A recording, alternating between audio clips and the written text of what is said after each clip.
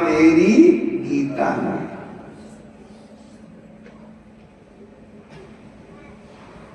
हरे कृष्णा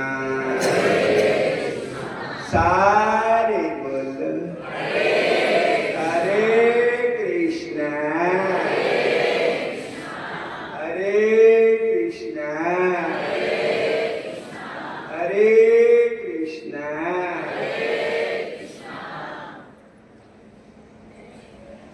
आज दी एकादशी का नाम है मोक्षदा एकादशी।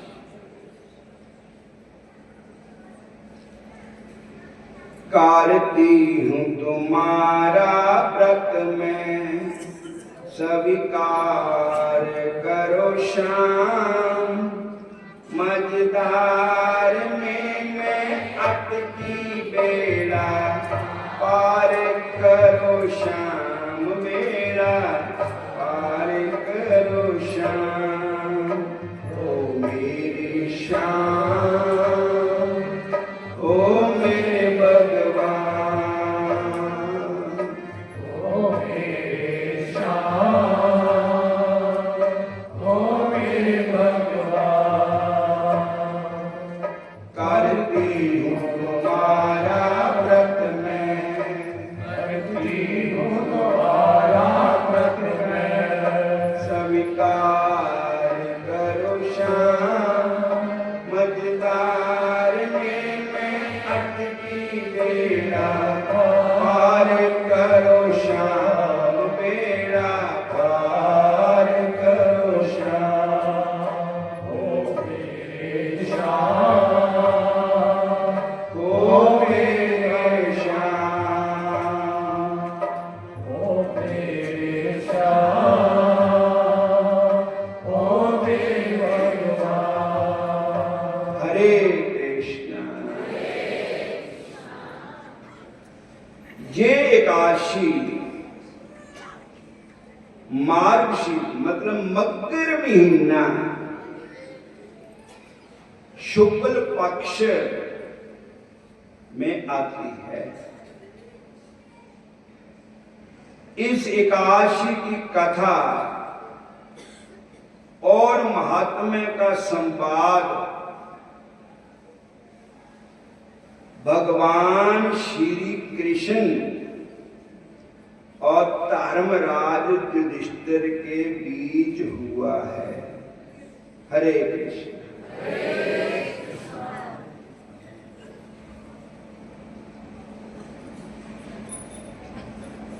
मोक्षदा एकादशी का सुबह नियम के अनुसार व्रत करने का संकल्प लेना चाहिए।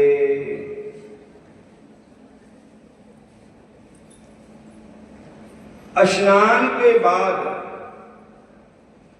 भक्ति पूर्वक दामोदर भगवान की धूप दीप पुष्प गंध और नैवेद्य से पूजा करनी चाहिए। हरे कृष्णा।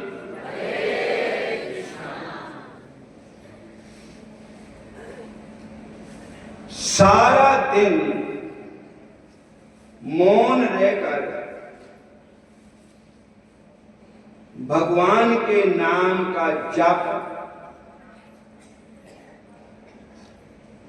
भगवान के नाम का सिमरन। भागवत महापुराण जी का एक श्लोक है तस्मात् भारत भगवान ईश्वरो हरि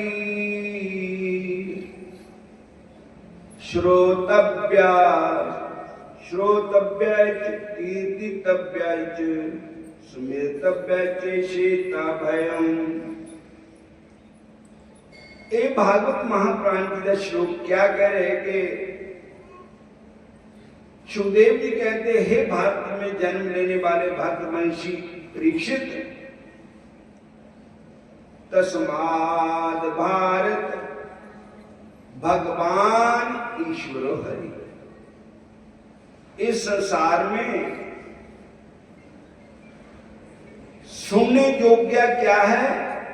भगवान कृष्ण की कथा सुनने योग्य, राम कथा सुनने योग्य है। कीर्ति किसकी करनी चाहिए? भगवान श्री कृष्ण ही कीर्ति करने योग्य है। सिमरन किसका करना चाहिए? भगवान कृष्ण ही सिमरन करने योग्य है। तस्माद् भारत भगवान ईश्वरो हरि, श्रोतव्य च कीर्तितव्य स्मृतव्य चेतभयम्। फिर भागवत महापुराण ये भी कह रहे, अकाम सर्व कामो वा मोक्ष काम उदारधि, तीव्रेण भक्ति योगेन पुरुषं परमम्। भागवत महापुराण जी कह रहे हैं कि अगर कोई कामना लेकर भगवान का भजन करता है तो उसकी कामना भी पूरी होती है। अकामना कि कोई कामना लेकर के निष्काम होकर के भगवान का भजन करे तो भगवान उसको स्वीकार करते हैं। और अगर कोई मोक्ष की कामना लेकर के मेरा नाम लेता है तो भगवान उसको भी मोक्ष देते हैं। हरे कृष्ण। अगर भगवान की कथा सुनने से तीव्र भक्ति जोगे, जल्दी ही भक्ति जोग बनता है और भगवान श्याम सुंदर जल्दी ही प्राप्त होते हैं। हरे कृष्ण हरे कृष्ण। इसलिए सारा दिन मौन रहकर भगवान के नाम का जप, सिमरन, ध्यान और सब ग्रंथों का स्वाध्याय करना चाहिए। इस व्रत में भगवान श्री कृष्ण की उखल बंधन की लीला भी जरूर सुननी चाहिए। और भगवान श्री कृष्ण मोक्षदायक काशी की कथा का वर्णन करते हुए धर्मराज युधिष्ठिर से कहते हैं कि प्राचीन गोकुल नगर में विखानस नाम का धर्मात्मा और भगत राजा राज्य करता था। उसके राज्य में चारों वेदों के ज्ञाता ब्राह्मण वेद पाठ करते थे। एक दिन राजा जब रात्रि के समय अपने महल में सो रहा था तो उसने स्वप्न में अपने पिता को नरक में पड़े देखा और अपने पिता की ये दुर्दशा देखकर राजा को बड़ा दुख हुआ। सुबह उठते ही उसने अपने राज्य के ब्राह्मणों से अपने पिता के उद्धार का उपाय पूछा। ब्राह्मणों ने कहा, राजन, तुम्हारे अपने ही राज्य में जहां से कुछ दूरी पर वर्तमान भूत और भविष्य के ज्ञाता पर्वत मुनि का आश्रम है। आप उनके पास जाइए, वे अवश्यमेव आपके पिताजी की नरक से मुक्ति का कोई ना कोई रास्ता बता देंगे। विखानस राजा ब्राह्मणों की सलाह पर पर्वत मुनि के आश्रम पर गए। राजा ने मुनि को साष्टांग प्रणाम किया। मुनि के द्वारा राजा की कुशल क्षेम पूछने पर राजा ने कहा, मुनिवर, आपकी कृपा से मेरे राज्य में सब कुशल मंगल है। कल रात को सोते हुए सपने में मैंने अपने पिताजी को नरक में पड़े हुए देखा। उन्होंने मुझसे कहा कि पुत्र, मैं नरक में पड़ा कष्ट उठा रहा हूं,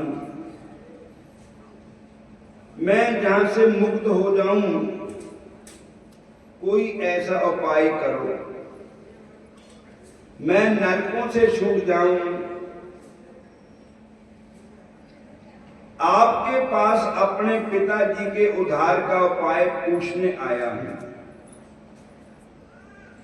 आप कृपया कोई ऐसा धर्म कर्म आदि का साधन बताइए जिससे मैं अपने पिता को नरक के त्रास से छुड़ा सकूं। उस पुत्र का जीना व्यर्थ है जो अपने पिता का उद्धार ना कर सके। राजा की सारी बात सुनकर मुनि अपनी आंखें बंद करके भूत भविष्य का विचार करने लगा। थोड़ी देर के बाद आंखें खोलकर राजा से कहने लगे कि मैंने योग बल द्वारा तुम्हारे पिता की इस दुर्दशा का कारण जान लिया है। तुमने अपने पिता की मुक्ति के लिए धर्म कर्म आदि के साधन के बारे में पूछा है। सो हे राजन, धर्म कर्म आदि सभी साधन देरी से फल देने वाले होते हैं। इन साधनों का फल प्राप्त करने में देरी लग जाएगी और तब तक तुम्हारे पिताजी नरक में जमदूतों के द्वारा मार सहते रहेंगे। अतः धर्म कर्म के चक्कर में नाव डालकर मैं तुम सब से आसान और जल्दी ही फल देने वाला साधन बतलाता हूं। जैसा मैं बतलाऊंगा वैसा करने से तुम्हारे पिताजी का नरक से उद्धार हो जाएगा। हरे कृष्णा बोलो कृष्ण का हो कृष्ण लाहो कृष्ण नाम। बोलो कृष्ण कहो कृष्ण लाहो कृष्ण नाम। कृष्ण माता कृष्ण पिता कृष्ण धन प्राण। कृष्ण माता कृष्ण पिता कृष्ण धन प्राण। ये जान कृष्ण बोल से हमारे प्राण। ये जान कृष्ण बोल से हमारे प्राण। बोलो कृष्ण का हो कृष्ण लहो कृष्ण नाम। बोलो कृष्ण कहो कृष्ण लो कृष्ण नाम। कृष्ण माता कृष्ण पिता कृष्ण धन प्राण। कृष्ण माता कृष्ण पिता कृष्ण धन प्राण। हरे कृष्ण कृष्ण कृष्ण हरे हरे। हरे कृष्ण कृष्ण कृष्ण हरे हरे। हरे राम राम राम हरे हरे। हरे राम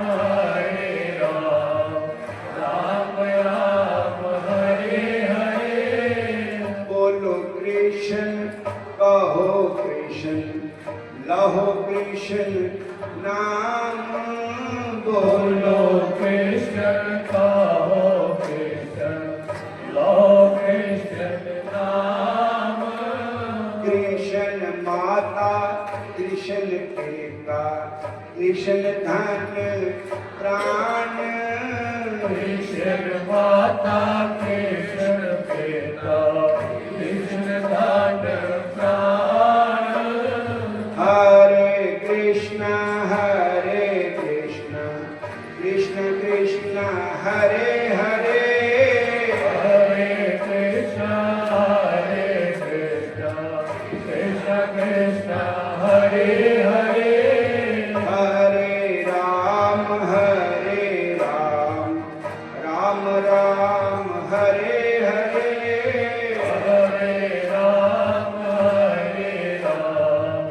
राम राम हरे हरे।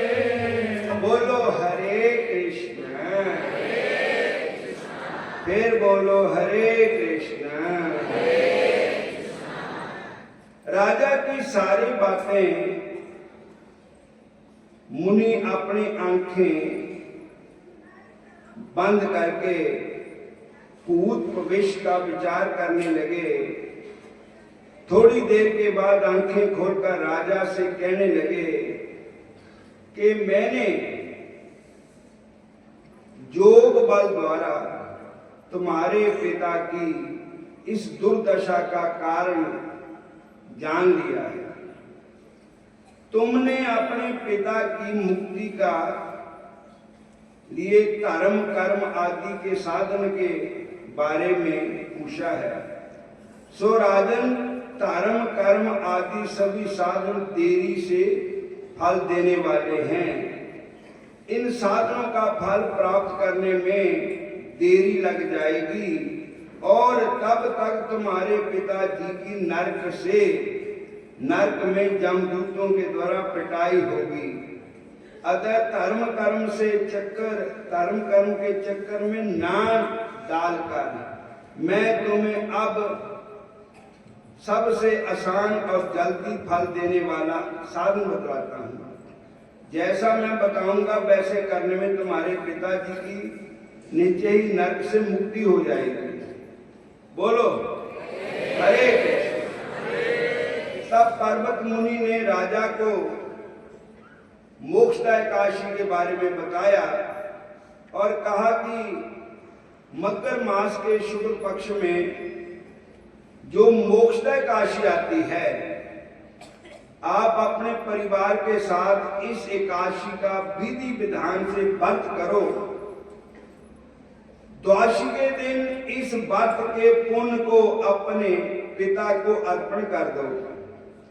इस पुण्य के प्रभाव से आपके पिताजी जामलोक से छूट जाएंगे। मुनि के आदेश अनुसार राजा ने अपने परिवार सहित मोक्षदाय काशी का नियम अनुसार व्रत किया और व्रत के फल को पिता को संकल्प कर दिया। व्रत के पुण्य प्रभाव से राजा का पिता नरक यातना से छूटकर भगवान के धाम को चला गया और जाता हुआ अपने पुत्र से कहता गया, पुत्र तेरा कल्याण हो, मैं मोक्षदाय काशी के पुण्य प्रताप से मैं परम धाम को जा रहा हूं।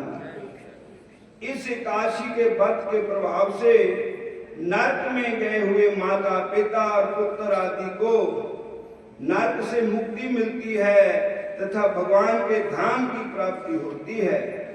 जो भी कोई श्रद्धा भक्ति से मोक्षदाय काशी की कथा सुनता है, पढ़ता है, व्रत करता है, उसे वाजपेयी यज्ञ का फल प्राप्त होता है। हरे कृष्ण। अग्नि काशी 16 दीदी संक्रांत 15 दी और सारी संगत ने याद रखना है और जो संगत नामदान लेने वास्ते आई वो अंदर जाके राज भैन जी पर नाम लिखा लें और सत्संग हो ऐसा ही चलता रहना। घंटे डेढ़ घंटे बाद मैं फिर वापस सत्संग करना वापस आके और ऊपर फलवार सारी संगत वास्ते तैयार है। अब सब नाने फलवार भी छकनी है। जय श्री कृष्ण। जय हरे कृष्ण। हरे कृष्णा। ਹੁਣ ਸਾਰੀਆਂ ਸੰਗਤਾਂ ਨੂੰ